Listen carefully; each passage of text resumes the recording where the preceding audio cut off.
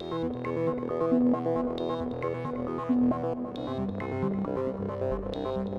right. Thank you all for listening and hearing about all these amazing companies. Let's give a round of applause to all the teams. I mean, they have literally worked day and night, some of the teams sleeping in the lab multiple nights, to make this kind of traction possible. If you think about how do you actually accelerate science, you accelerate it through working a lot and setting crazy deadlines and then hitting them. And it just comes at a really, really steep price of putting in the hours and the effort. And so I'm just incredibly proud of all the teams that have been working on this. So thanks. And thank you all for coming and for listening. And I think, one of the amazing parts is this is the beginning of a real renaissance that's happening in the Valley and globally around biotech. We've been watching it happen, and watching it accelerate has been quite amazing. I'd like to ask Sean O'Sullivan of SOSV to come in and give a couple words as well. Thank you. Thank you. Was that amazing? That was just so phenomenal. I didn't know you could make bees work so hard. And so many other incredible discoveries and incredible lessons that we have learned from these teams over the time that we've been working with them, not just in the last 4 or 5 months, but also in just the discovery process. Some of these teams we've talked to for years and have actually looked to join IndieBio for years.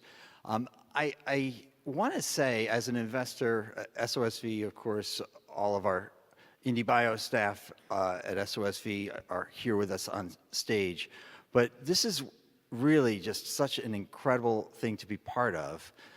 And as investors yourselves, I'd love for you to think about not just the financial returns, which you should know, IndieBio has helped define whole new industries in cellular agriculture, and many of these companies have gone on, as you know, to raise tens of millions of dollars.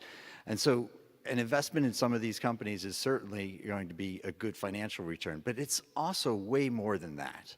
I myself, my mother died of Alzheimer's, my child struggles with autism.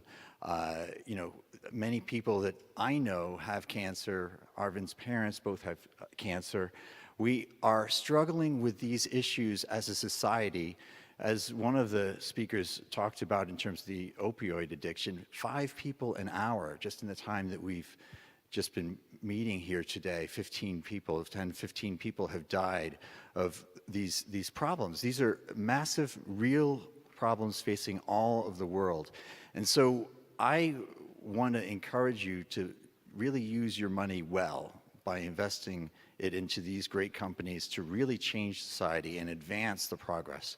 Make what seems impossible, all these challenges that we heard about today, and that we know because they're in our own lives day by day that we struggle with, we can make a difference by helping accelerate this change. So I hope as investors you really do take your responsibility to society and to your own pocket as well.